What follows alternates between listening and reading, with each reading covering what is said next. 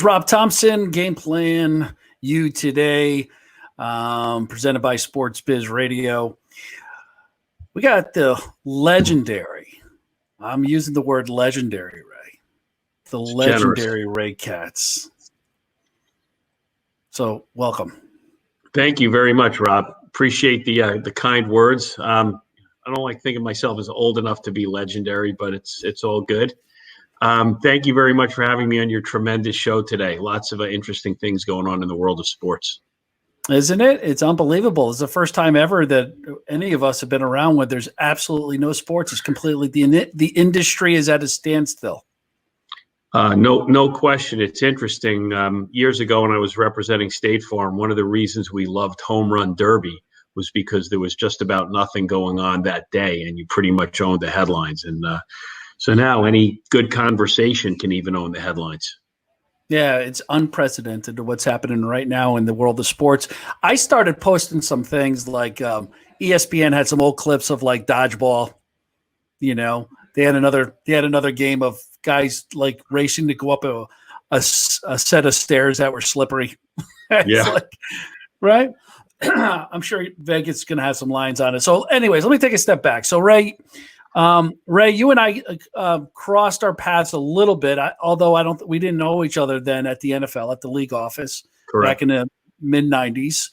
I was working on Don Garber, David Newman and Don Garber's group at Properties. I think you were there as well, working under Scott Lancaster in the youth programs.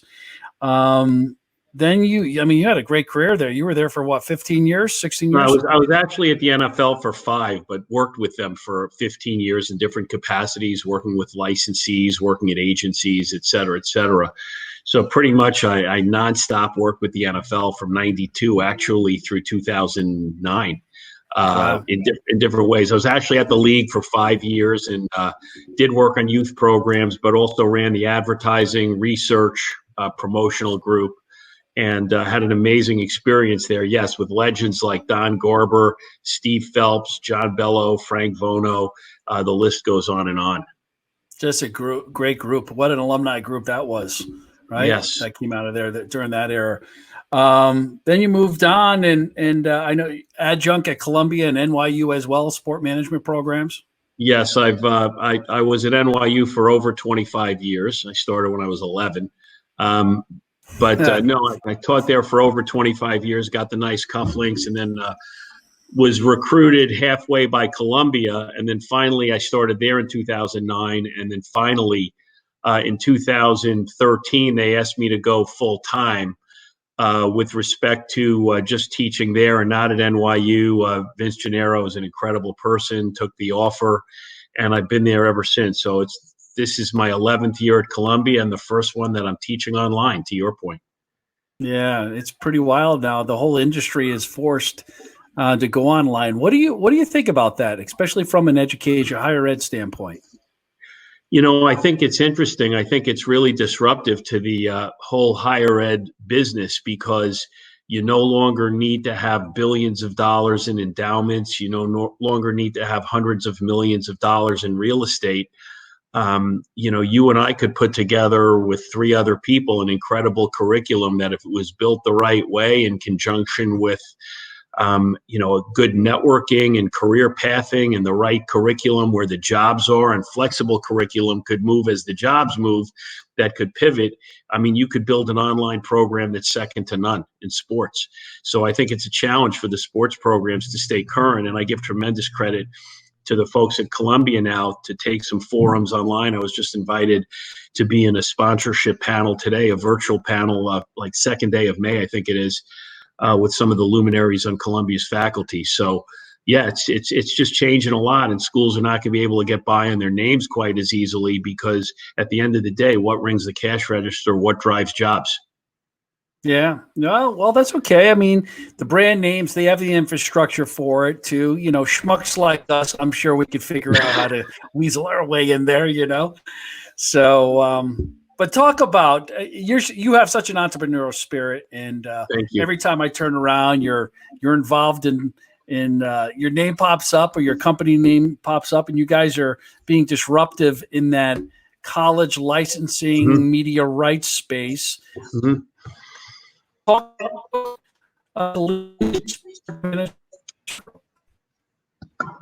We buffered a little bit there for a second. I don't know what happened. No, sorry about that. So just talk about your new venture and what you're doing in that space.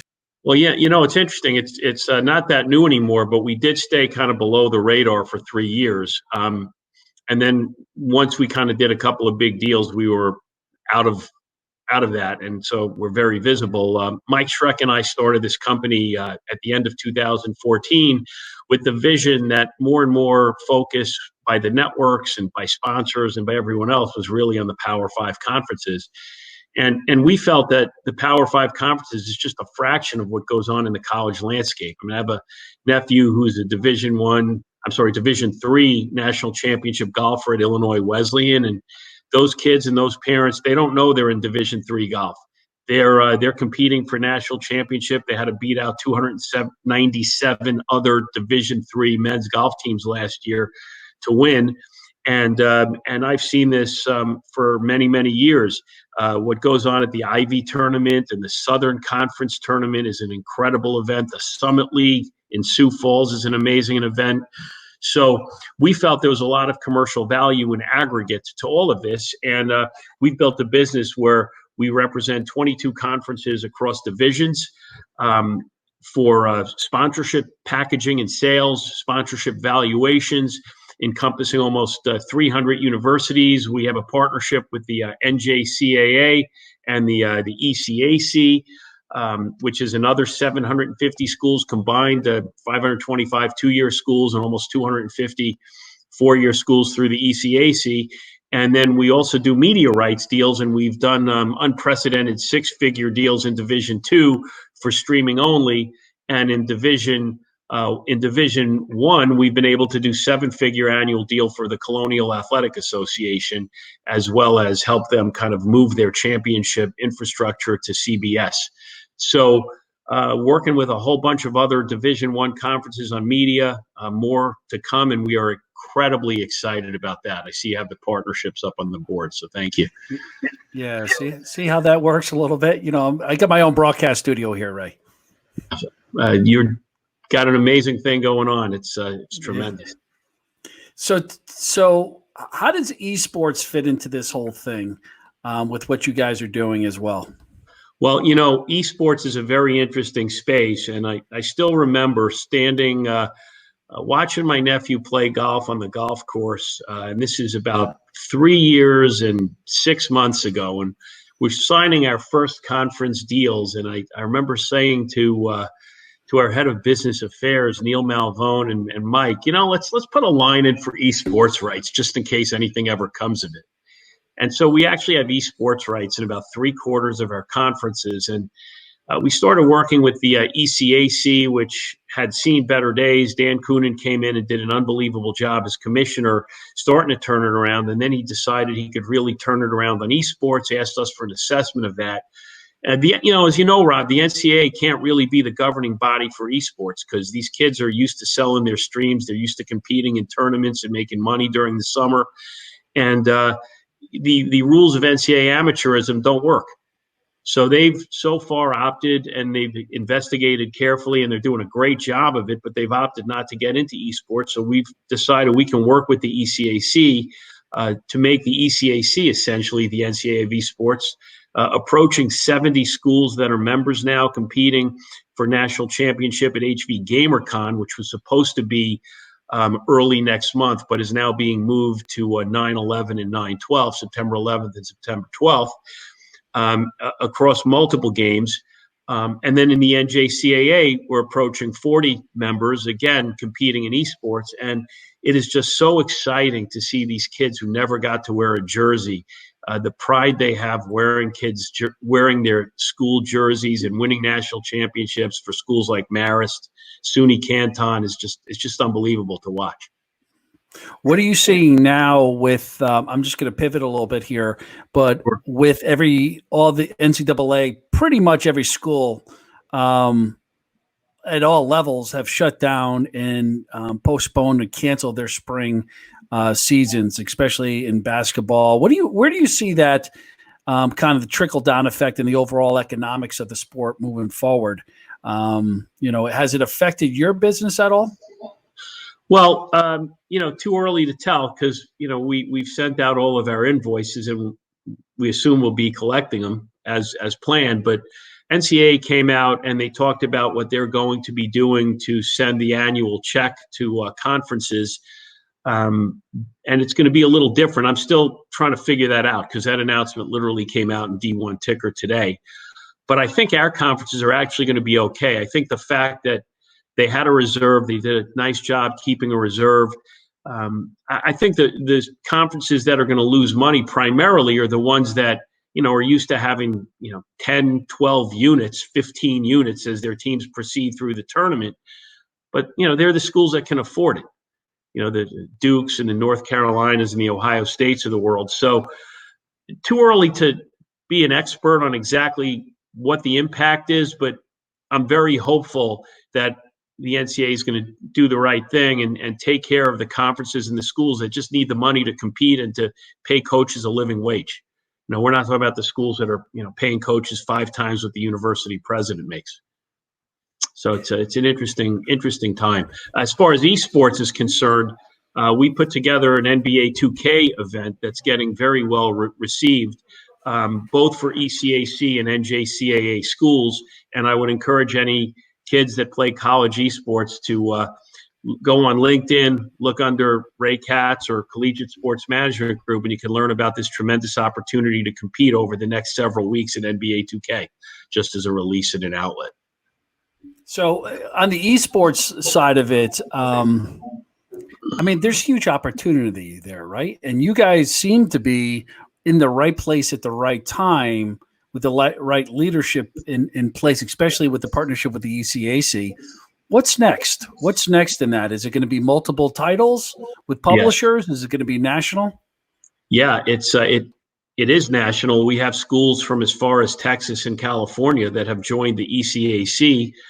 It is truly becoming a national championship. We are acquiring more and more members. I was informed by Neil Malvone, who runs the vertical for us today, that acceleration in acquisition of schools by the ECAC is taking place as a result of this, along with kids signing up to play, because we're getting a lot of notoriety. Over 150 schools give esports scholarships right now. We're incredibly excited by the future prospects. Even a D3 school like Illinois Wesleyan, I had a great meeting and actually helped bring them into the fold to the ECAC, even though they're out in Illinois. They give kids $2,000 a year for playing esports. So, every dollar counts, even in a private school. And Rob, it's tremendously important right now for these schools to retain their recruiting edge. And one of the ways to recruit smart kids with good grades is to let them compete in college esports. They tend to be the STEM kids as well. So that works out for everybody. Yeah, we just added a huge program. I think we poached one of your guys down at NYU, Jason Chung, who came up to great. UNH to run a program. Yeah, so we have about 300 kids in our club program that we're going to convert over, and added a varsity coach for the first time. And so it's there, it's real.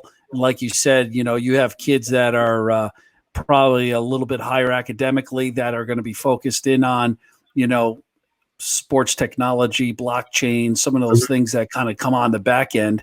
Not all of them, what parents don't understand, not all of them are going to be gamers. That's a hobby that they're doing now, but the business of gaming in and of itself is, it's there's so much opportunity there. And I think we're at the tip of the iceberg. So is that what you guys are seeing as well?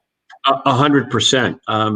College admissions down 1.6% year over year. Great schools like St. John's are having a hard time retaining the quantity and quality of applicants. You're seeing schools that are giving kids that are middle class kids $35,000 grants. Great schools like Drexel. Kids that need money and their parents aren't rich, but they're not too poor either. So the world's changing, and higher ed has to change with it and pivot with it. We work with a school, Norfolk State. Had some good conversations with them, and in the process of sort of pivoting a contract because they want to do more university-wide rather than just in athletics. And then we learned that they have an amazing cybersecurity program. Well, that program is going to attract the kind of kids that want to play college esports as well. You know, it's just amazing at the fact that when it becomes an enrollment play as well, which it is in a lot of places, I know it is for most schools.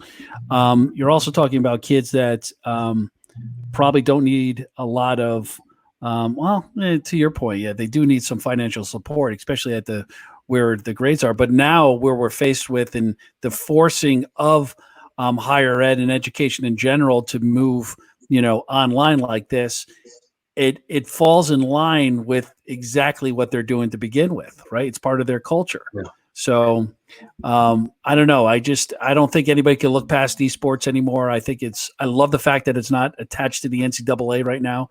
Mm-hmm. And the fact that it looks like I have a spotlight on my face. I should wear sunglasses right now. I'm blinded by this light. No, live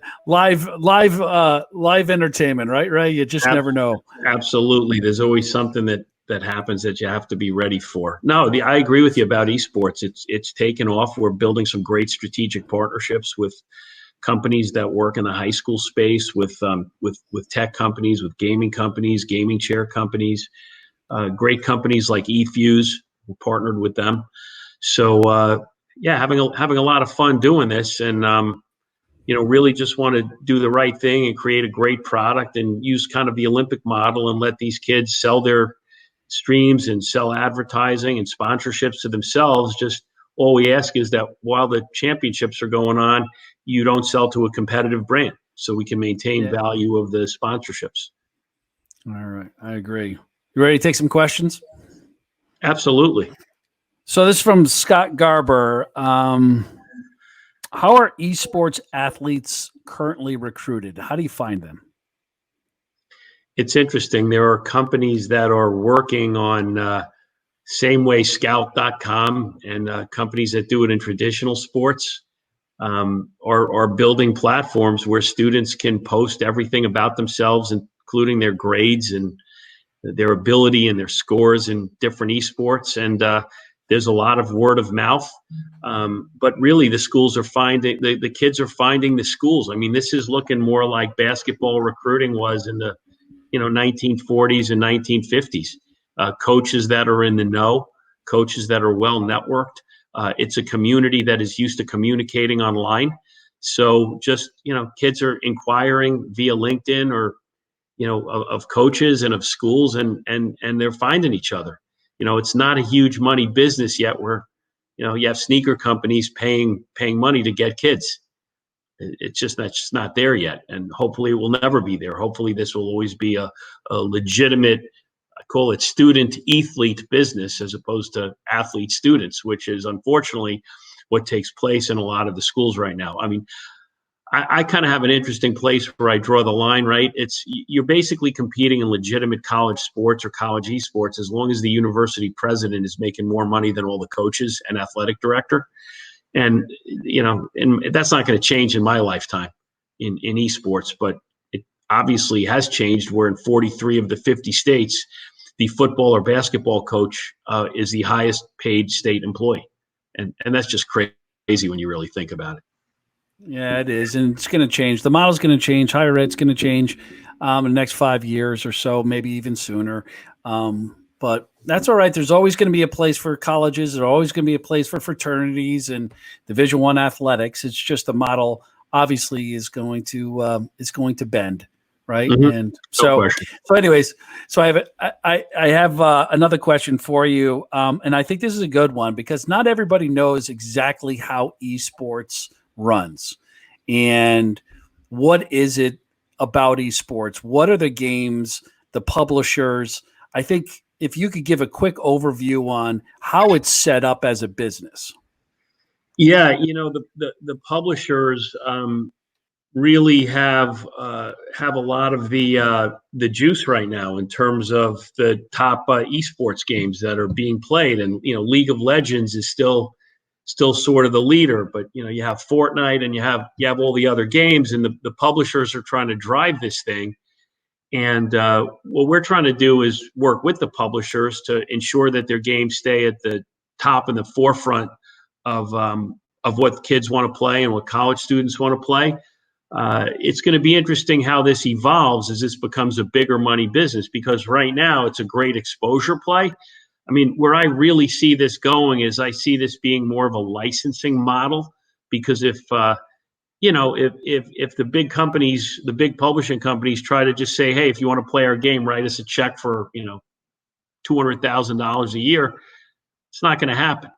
And that's not going to help the growth of their business in the long term. If they say, look, you guys are making money, you're making advertising revenue, you need to write a royalty check as though we're licensing you ability to do a t-shirt, or ability to use software, or whatever the case may be, that's a different conversation. And I'm kind of hopeful that's where it evolves, because that's how the licensed product business got built, is by not extracting huge amounts of money up front from innovative entrepreneurs, but more taking it on a very, very modest guarantee basis in advance, and then writing royalty checks as the business grew.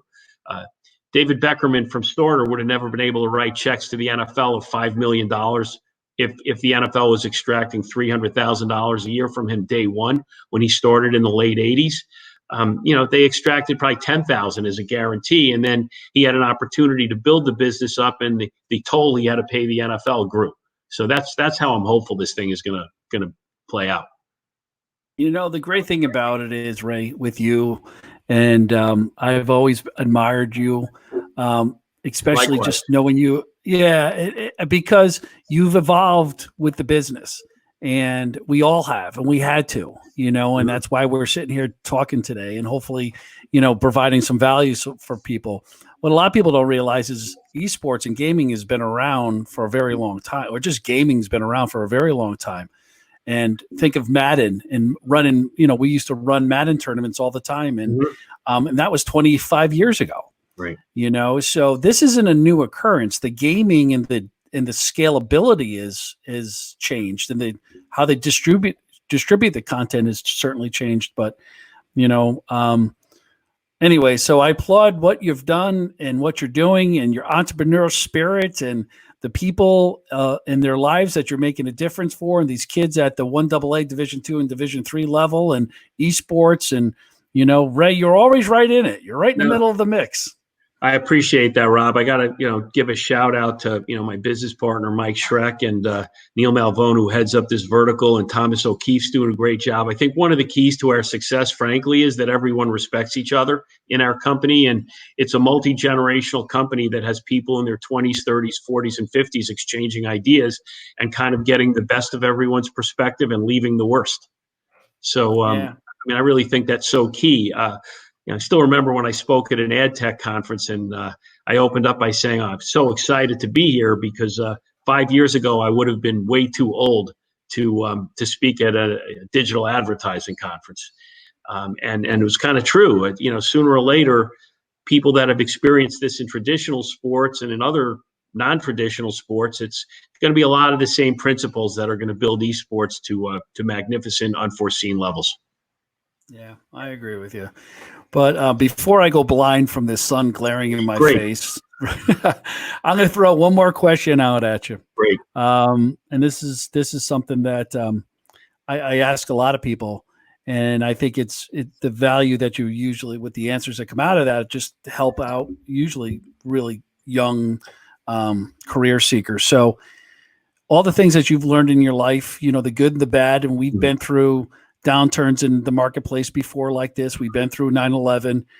We've been through all of this before, where everything stops, right?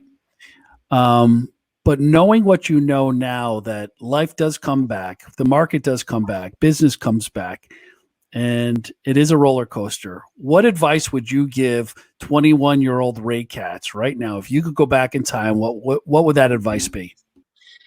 I would have to say the best advice I could be is follow your passions, because if you think life is short, try working at a job or in a company that you don't want to work at, working at something that you're not passionate about.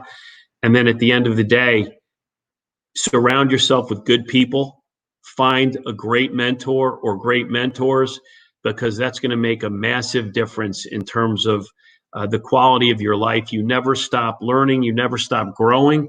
I have been insanely blessed to have had Dr. Harvey Schiller, as a mentor for probably 20 years to some degree, more so since I worked with him on the board of the Business of Sports School starting in 2009.